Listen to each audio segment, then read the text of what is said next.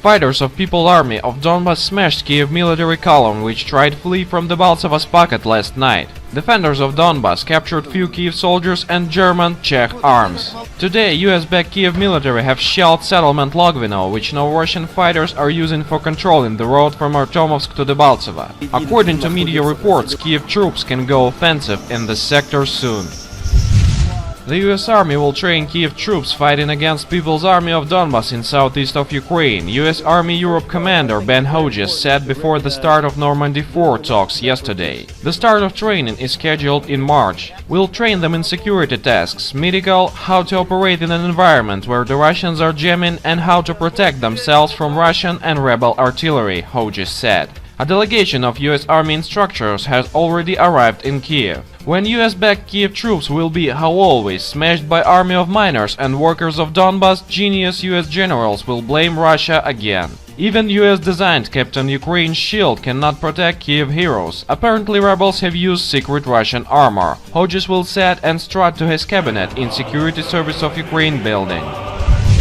Seems Hodges really believed that Kiev is in war against Russian Federation. Then US Army commander forget the words of former NATO general and military expert Harald Kuyat. If Russia wanted it, it could end the war within 48 hours by sending regular troops into Ukraine. Kuyat said it on German television in the day before Hodges' statement. So whom of officials is lying? We know the answer. US-controlled Kiev government isn't in war against Russia, but it have started war against Russian-speaking population. And Washington strategists have forgotten that 278 million people speak Russian. Can puppet Kiev government win war against 278 million people? We don't think so.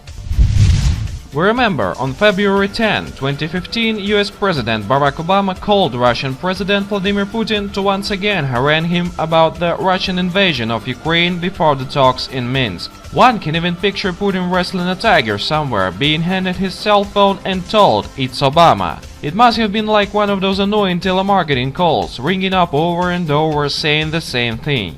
According to the White House readout of the call, Obama called Putin to reiterate America's support for the sovereignty and territorial integrity of Ukraine and to underscore the rising human toll of the fighting and underscore the importance of President Putin seizing the opportunity presented by the ongoing discussions between Russia, France, Germany and Ukraine to reach a peaceful resolution, according to the White House release. Sounds a lot like newspeak language of the George Orwell novel 1984. What is interesting about the above is the obvious. The United States, the one indispensable nation according to Obama, is not at all involved in the potentially breakthrough talks of the European Quartet. Likely, the Europeans have an idea how to solve a European problem without the US demanding obedience or threatening a world war in the Minsk today.